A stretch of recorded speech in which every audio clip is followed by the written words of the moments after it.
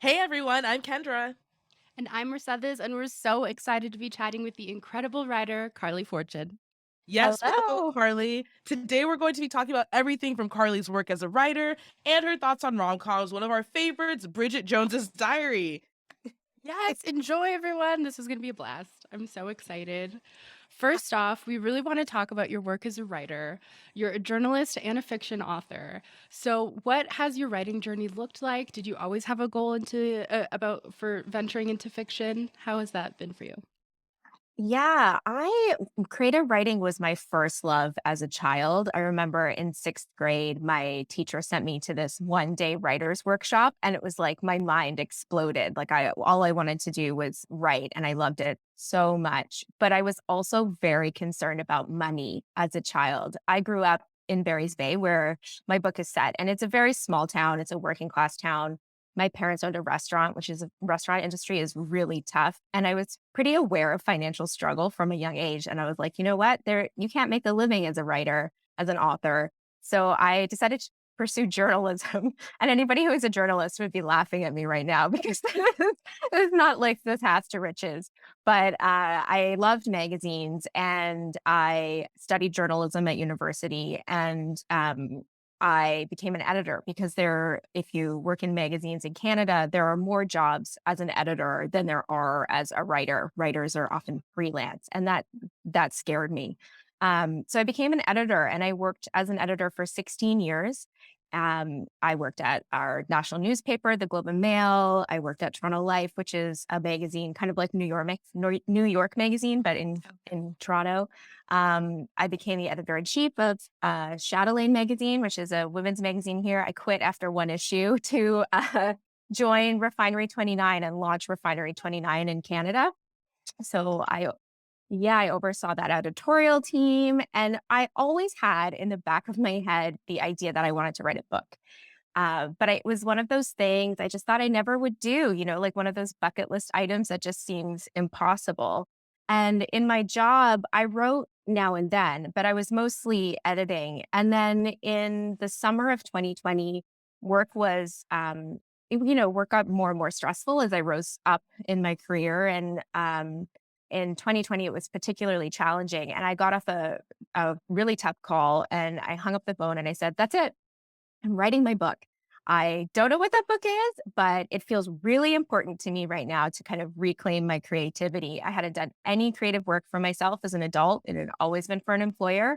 And so I decided I'm going to write a book and I'm going to finish it by the end of the year. And every summer after came out of that. Amazing. Wow. Oh my Yeah. goodness. I feel like we have a very similar story, Carly, in the sense that Yeah. like I also came from a low income family and I was like, I need to do something to make money. And so I went into film. Like of all things. But I also know I watched it and I consumed a ton of movies at the time. And I had specific people that I would look up to keep inspiring me and to keep me going on this journey. And so I'm curious, who are some writers or like what are some stories that have inspired you along the way? It's so funny, and I know that you've discussed this movie in a previous episode, but when I watched Legally Blonde as a teenager, I was like, "Oh, I'm gonna be a lawyer. Yes. Yes. I am gonna be a really sassy, badass lawyer." And for a while, I really considered studying, law after doing journalism, and that movie just made it seem like, "Oh, I could do that." Elle Woods can be a lawyer. I can be a lawyer.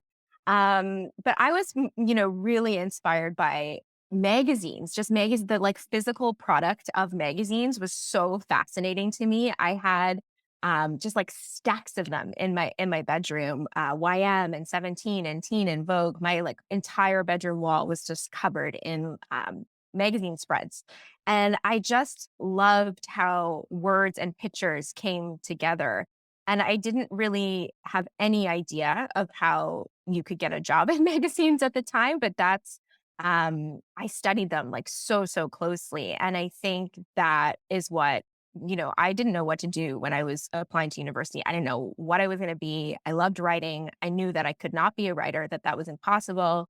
And my friend said to me we had this university fair where all the universities have their and colleges have their tables with like Mhm. their programs. And she's like, well, why don't you look at journalism? Because you love magazines so much. And that was really like a key moment for me. Um, and then I think, the other thing that was really influential was we had this television show in Canada called Fashion Television, which was like a fashion news program, a half-hour show Oh, cool. where the host, Jeannie Becker, she's a legend, a K legend, would go to all the fashion shows throughout the world. She would interview the designers and the models. And that like door into the bigger world of like culture and fashion and music was kind of the only way I saw into that world. And that was really exciting to me as a teen. Wow, amazing. That is amazing. Oh my goodness. We all find inspiration through different forms and in different avenues. And I want to know more about your writing process. Yeah. I'm really interested in what comes first, the character or the plot idea. So for both of my books, neither. So I have Every Summer After, which is out now, and then next year I have a new book coming out called Meet Me at the Lake. And with both of those books, the first thing that came to me was the setting. So I knew that I grew up in Barry's Bay, down a dirt road in the bush on the lake, and we were one of the few year-round residents on the road, and so cottagers would kind of come in and out of our lives seasonally. And I knew that I wanted to write about that place and being on a lake, and also I live in Toronto now. I've lived in Toronto for 20 years. Kind of the pull to the lake when you leave it, kind of, the places in our hearts that we leave that still, you know, carry a lot of weight for us. And so that was the first thing that I knew with that book. And then my initial instinct was to write about a person who grew up like I did on the lake. And I was like, no, I can't. I'm going to write about Barry's Bay. My main character cannot be from Barry's Bay because everybody is going to think this is about me. So I made Percy, the city person who cottages at the lake. And then it was all about, I knew that she would have made this big mistake in her past and that she would have to confront it, and that she would be, the other thing I really wanted to explore was the problems some of us have when we're young with girls at school, with like those friendship bullying and dramas and kind of the power dynamics between girls. And so that those ideas kind of came first. And then the character of San kind of came out of Percy, like who is her ideal friend, like the person who makes her feel safe and seen. Um, and I had read my teenage journals early in lockdown before I started writing the book. And I felt so alone as a teenager. And even though I had close girlfriends, I just felt like nobody really understood me. I really wanted a boyfriend. I didn't have a boyfriend. And I wanted to give Percy that person. So that's how that kind of like all came about. And with my second book, it was like, where do I want to be when I write this book? Because writing is like reading, where like you were like immersed in this place with these people. And I'm like, so where am I going to hang out for the next year while I write this book? So that's so far how it's worked. It's amazing how much of your stories are drawn from your personal experience, right? Like you have lived this entire life and it's so fulfilling. But I'm just curious when you're writing these stories and as a writer, how do you know when you're done? That's a good question. With Every Summer After, the way I tackled writing a book was I set myself a daily word count goal. So I figured out how many words I needed to complete a manuscript. It was 80,000 words, I figured. And then I divided that by the number of days left in the year. And so that left me with 388 words. If I wrote 388 words a day, I would get a book done by the end of the year, or at least a first draft. And as an editor, I know that one of the like kisses of death for writers is editing yourself too much as you go along. So I did not self edit very much until I got my first draft done. And I think, I just let myself have fun, and I really enjoyed writing. It was like the most fun I've had in my life with any work. It was such a revelation. And when I read it back, then I printed it off and read it to myself. I was like, this is actually in pretty good shape. And I sent it to a few other people to read and got their feedback. And some of it I wasn't sure about, and some of it I incorporated. And I just kind of was like, I can't make this better at this point. Like I'm kind of done. And I'm not somebody who like sits on, like I would never, I like wasn't going to sit with it for 5 years. That's not really how I work. And I was like, this is, I will never, I cannot improve this. I need somebody else's help. And that's when I started kind of, I felt like it was good enough shape to show agents at that point. And it's kind of the same with the second book, where I have an editor who I know I'm working with. She knows like what the idea is, but it gets to a point where you're like, I don't know if what I'm doing is improving or if it is not helping at all, and you can't kind of see the project clearly. I think you're like, okay, and now I need support. I need editing support. Love it. I love it. Yes. So I am a big Every Summer After fan. Thank It's definitely you. in my top for 2022. Like I just loved it. I like zoomed through it. So I'm really excited about Meet Me at the Lake. What can Thank you you. tell us about this book? I know it's out next year, but what else can Yes. you tell us? Yeah, so it's out May 2nd of next year, and it is a love story as well. It's about Will and Fern, who meet in their early 20s just as they've graduated from college.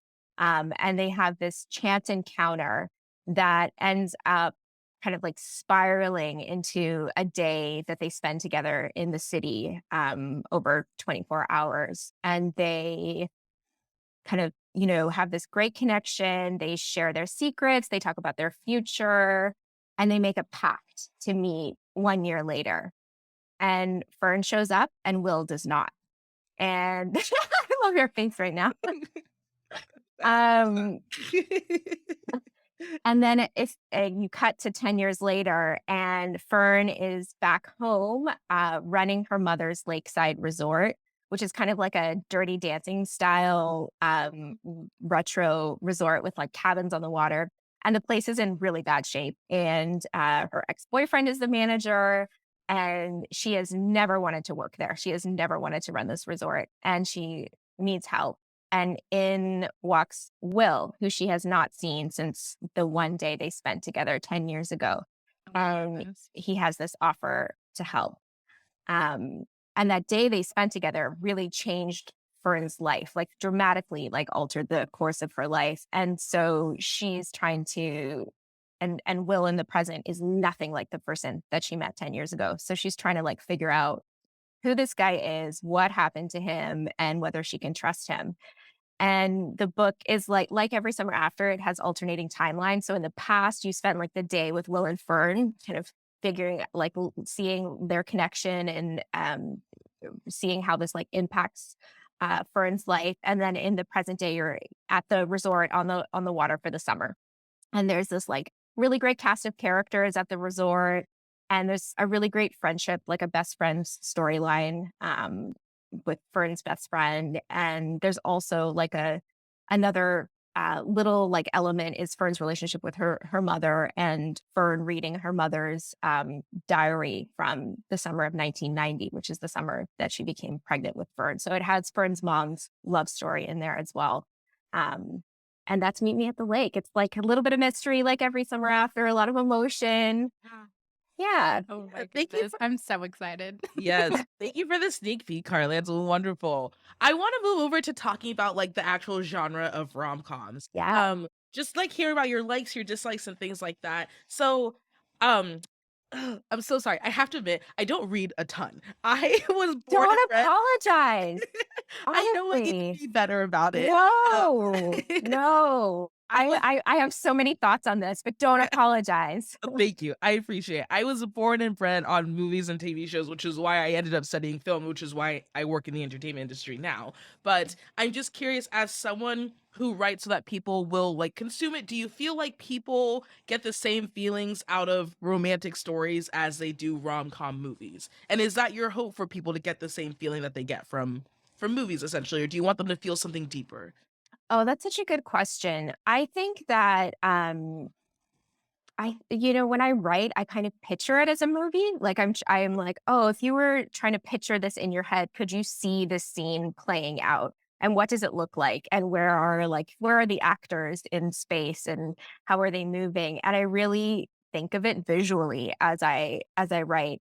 I think the thing that books give you that movies have a tougher time um delivering is that like internal um that kind of internal emotional arc. So Mhm. you can't see inside somebody's head as easily in film and TV as you can with books. And the emotional journey, I'm really interested in rom-coms and romances that have these emotional arcs for the characters beyond just the romantic storyline, but what else is kind of like happening in order for the romance to bloom. There's like I love it when people are confronting other areas of their lives, and I think that like interiority is what makes books special. And also like I think there's an intimacy too with reading that is really special. But I also like I love film and TV too, and like if I could, my next book has a lot of music in it, and reading song titles and band names or performer names does not give you like I just didn't want to use it too much because as a reader I find it doesn't like you can't hear it like even if you know the song you're not like being immersed in the song. And when you watch TV shows or movies and the music adds so much. And like see like the visual storytelling of setting and fashion, things that if you spend too much time on a book becomes quite boring. In a film, it like brings it to life. Um, so I wish like there was some way to like have just like music playing in the background of my book. I watched did you guys watch the Summer I Turned Pretty series? Of course. Definitely did. Yes. The music is so awesome. Like Yes. there was one episode where I was like, oh my gosh, the soundtrack on this episode is just like making me so happy. Yeah, it was pretty wonderful. Loved it. Yeah. Their Absolutely. music budget was through the roof. It was perfect. So good. So, we know that Every Summer After, in part, is about a second chance romance and a Yes. second chance love. So, do you have any favorite tropes or classic romance themes that you love seeing on screen or reading, or also on the opposite end of that, ones that you just do not ever want to see again? Well, I love second chances in reading in particular. I love when there's when backstory is Yeah. story. Because I think I really like angst in general. So I love a second chance romance. I also really love like an enemies to lovers or a Same. nemesis to lovers, or like where there's you think that he's not into you, but he is into you. I love that kind of tension. That's probably one of my favorite tropes. Mhm. Um, I don't know if there is one that I feel like anything can be done. Probably almost anything can be done well. Yeah. And I don't read for as a reader, I'm not, or even a viewer, I'm not looking for particular tropes. It's more like there are certain things that I'm drawn to more than other things. Like I think rom-coms for me have to have a pretty high bar in terms of the com. Like the com has to be really good. And in books, like I really like as I said, I'm drawn to where there's like more like something deeper going on, like in addition to like a really deep relationship, but like what else is happening in the book. And then there are two things like I can't stand in either like film or books. And one is when like it's just assumed that these people are going to get together and therefore there's like no kind of like much work make like explaining why they work, what the attraction is. And then especially in books when the characters aren't in enough scenes together. I'm like, no, put them together. I want to see them interacting. Mhm. Um yeah. So those are my likes and dislikes, I would say. That's so funny. Mercedes and I talk about this all the time about like our favorite tropes, our least favorite tropes, and things like that. And it's so interesting, Carly, because I know you got two books under your belt now. Um, you you draw so much from your life. Are there stories or is there a story that you've always wanted to write and you just have not gotten to yet? Maybe it's something that you conceived in your childhood and you just haven't put like pen to paper yet. And can you tell us that story and like why it's important to you?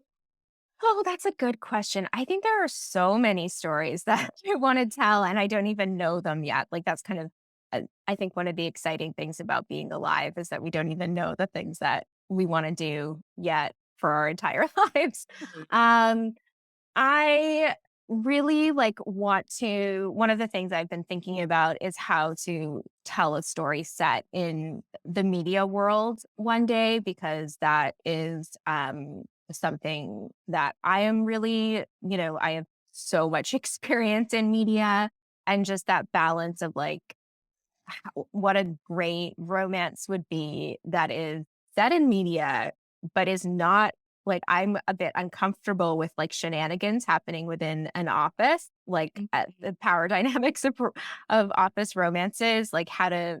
I just don't know what that like what that book is something I want to tackle one day. I think. Um, yeah, I don't know. I really like.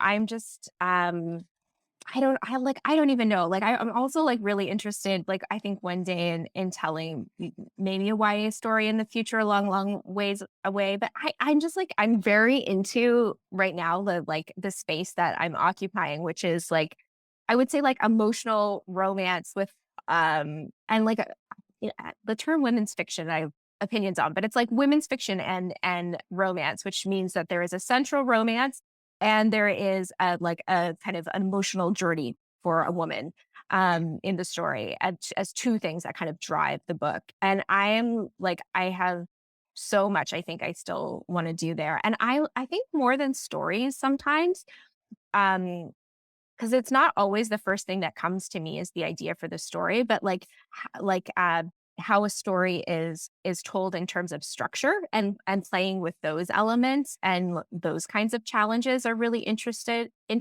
to me too. So I don't know. We'll see. Love it. Well, Yeah. thank you for sharing. No, it's very interesting. So thank you for sharing. I'm always wondering what Yeah. writers are like thinking about writing in the future. Yeah. Right. So your book is major on TikTok. Book Uh-huh. Talk is obsessed with it. And something that happens a lot on TikTok is people fan cast the book with actors. So do Yeah. you ever fan cast your books or have any actors in mind while you're creating the characters? So that's such a good question. I don't typically have actors in mind when I'm writing a book. And I like one of the things I can't really picture the characters, which I think Yeah. people will find surprising because they're these kind of like vague blurs to me. I know they have a certain hair color and they're a certain height, but other than that, like it's hard for me to like figure out what they look like. And I think it's for the reader really to interpret those descriptions and build their like character from there. And so there's not really like any, there's no, none of the characters I've written are like, look like any particular actor. Um, I've heard people say that Charlie and Sam, who are the brothers in Every Summer After, should be the Hemsworth brothers, which I think is really fun. But I'm so bad at this game, guys, because I'm so old that like I just like think of like 90s actors. I'm like, are we catching with the cast of Dawson's Creek? Because if Right. so, I can play this game. But otherwise, Whatever. I'm so out of date. That's so funny. Oh my gosh. Speaking of 90s actors, we have to talk about this movie, Bridget Jones's Diary. Okay, So, I'm so excited. yes, Yeah. admittedly, Carly, I just watched this movie for the first time on Sunday. Oh my gosh, what is my life? I'm so embarrassed with my No, I'm so excited to hear a fresh take on it because I was obsessed with this movie as a Wow. teenager. Yeah. And then rewatching it has been a very different experience. Yeah. Well, it's very funny. So I think I was meant to watch this movie at this time because I relate to Bridget so much. Just like her thinking that she's plus size, which I have some thoughts about that. Yeah. But just like being plus size, struggling to date, being in your 30s and everyone being like, "Oh, are you ever gonna meet someone? Oh, you're a spinster," and things like that, because that's definitely my life right now. Would love to be dating, would love to be doing all of that. It's just not happening. And I just turned 30 in May. So it's been a rough journey. But I feel like it was comforting to watch someone kind of having those feelings and having those things being said to her like back in like 2001. Like it's still occurring now, right? And I just want to know, do you share any similarities with Bridget in any aspects of your life? That's a good question. I so Bridget is a bit messy, I would say. She has such low self-esteem and I think doesn't really value like she's feels like she struggles with feelings of unworthiness for sure and trying to improve herself in order to attract a partner. And that watching that as a teenager, I really related to her struggles. And I loved the book also when I was a teenager. Um, and so I think one of the reasons why I liked it so much, because I've been trying to figure it out, is because I really identified with that. And I had a very unhealthy relationship with my body as a teenager. And I mean, I'm sure we'll talk about this later because how the film's relationship to body and weight is so ridiculous. But anyway, I think like, but that those feelings of like, feeling like you should be thinner and look a certain way and having people insult your weight, like I really identified with that. So I think that teenage Carly identifies with Bridget so much more than adult Carly does. Yeah, absolutely. Thank you for sharing. And I guess I'm happy to hear that those same struggles you're not dealing with in your adulthood.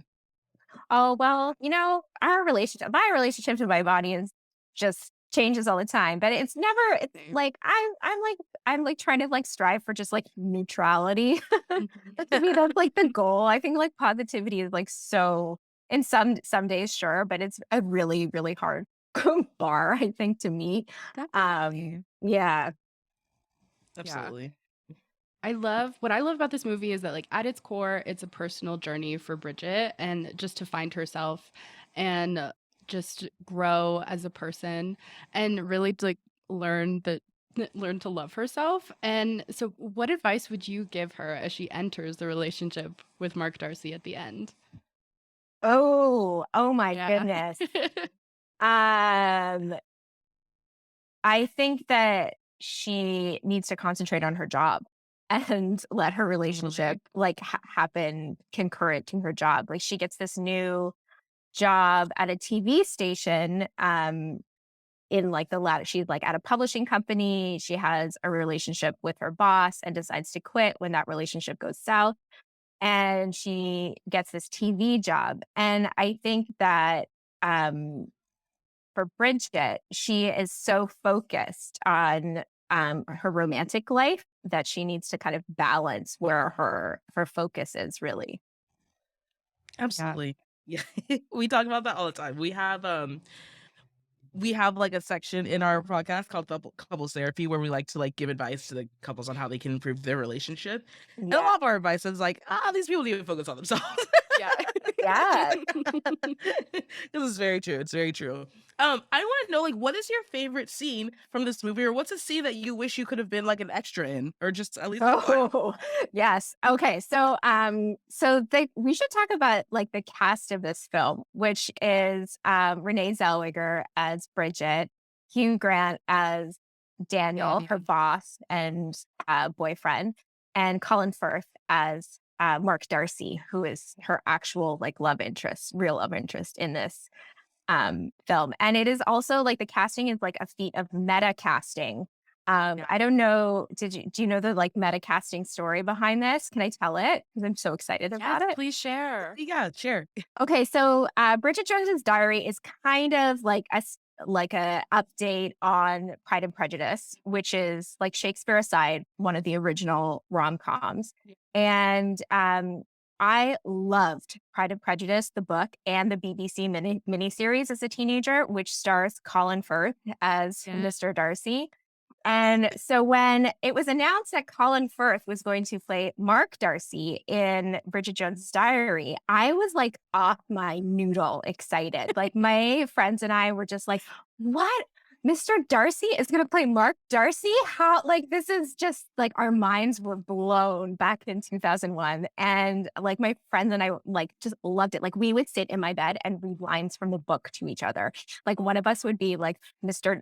Mark and the other would be Bridget. And like that's how ridiculous we were. And so there's this scene in that BBC Pride and Prejudice where Colin Firth comes out of this lake.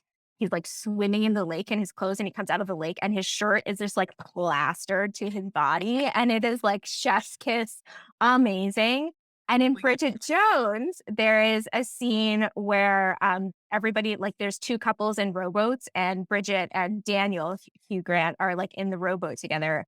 And Hugh Grant falls into the pond and emerges in this like this shirt that is like plastered to his body in like, whoo, he like Hugh Grant is like not really my type, but in that scene with the shirt and he's got, I think he's like got aviators on and this like soggy cigarette coming out of his mouth. Like I would pay money to have been there. Like I think that is like, Yeah.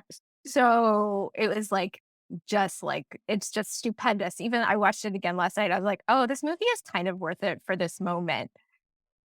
Carly, you're speaking my language. You're speaking. I'm like over here getting shy. Like I know. Love it. Oh, I love it. Honestly, like Hugh Grant's like floppy hair. If I got to see that in person in the 90s when it was like peak, I would pass out probably. And I think this like Hugh Grant as a cad is way better to me, is preferable to Hugh Grant as like the bumbling, like Notting Hill Hugh Grant. Like I much prefer like Hugh Grant as a like a bad actor for sure. Totally. So funny. So speaking of Colin Firth and Hugh Grant, who are like the two faces of British rom-coms, which of these heartthrobs is your favorite? You kind of hinted you lean toward more Colin Firth than Hugh Grant, but like just give us your love letter to Colin Firth because we all. Oh, so happily. I think like you know, one of the things that when I made my husband rewatch this film with me in over the holidays because every so often I'm like, oh, I'm going to force you to watch this thing that I love. And I realized, and Bridget Jones is kind of a holiday movie. It starts with Christmas, ends with Christmas. And I realized I had never made him watch it. So we watched it together. And at the end, I was kind of like, huh. He was like, I didn't really enjoy that. I was like, yeah, no, I didn't love this as much as I used to either. And I think one of the problems I had in it with it is that Colin Firth is not in it enough.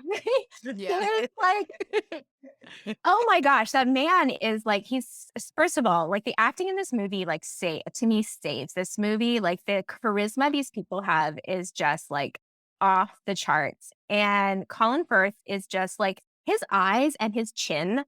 I feel like he is just such a beautiful man. And his clothes are ill-fitting in this film. And he's still like so attractive. And like to me, I wish he would like I love a broody Colin Firth. I don't love like a like trying to be funny Colin Firth as much. Still love it. Like I'll take him any day of the week. But I would have liked a little more brooding from him. He's got a lot of puppy dog eyes and a lot of like sweetness that is so nice. But he just like he's got such a good brood. And I just want a little bit more of that. But yeah, I love like the accent, the height, the eyes, everything. He has the kindest eyes. I love it. But they can also be very steamy, and I wanted more steam. I love that. Carly, it has been so amazing talking to you in the rom-com room. We have covered so many topics today. We talked about you as a writer, your writing journey, how you feel about rom-coms, romance novels, and also your favorite Bridget Jones's Diary. We cannot thank you enough again for being on the rom-com room. Can you please tell people where they can find you and where they can find your books? Yeah, so I'm mostly on Instagram at Carley Fortune, and my name is spelled Carley. And then also on my website, carleyfortune.com. And my books, you can find them everywhere. Every Summer After is pretty much everywhere. And you can pre-order Meet Me at the Lake now. Yay. Wonderful. We'll make sure to do that. Awesome. Thank you so much, Carly. It was great having you here. Thank you. Yes, this has been amazing. Oh my gosh, I'm so happy you got to join us here. Me too. Yes.